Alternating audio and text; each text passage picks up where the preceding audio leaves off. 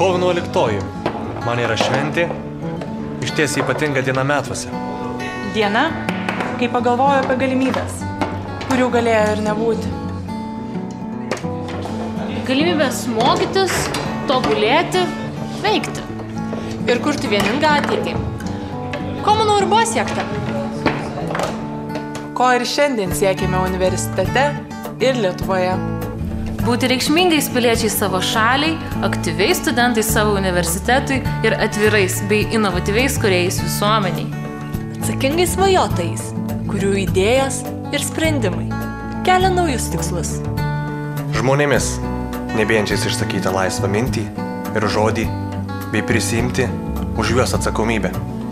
Pasiryškime šiandien naujiems siekiams. Palaikykime vieni kitus. Būkime kultūros puoselėtojai savo miestui, bičiuliais savo kaimynui. Neklausdami, ką mums gali duoti valstybė, tiesiog žinodami, jog ji tai mes. Minėkime šią laisvės dieną ne tik universitete, ne tik Lietuvoje, bet ir visame pasaulyje. Nes mums svarbu, kas mus sups rytoj.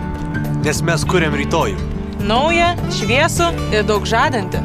Nes čia ir dabar mums svarbu studijuoti, Studentauti Kurti Ir atstovauti.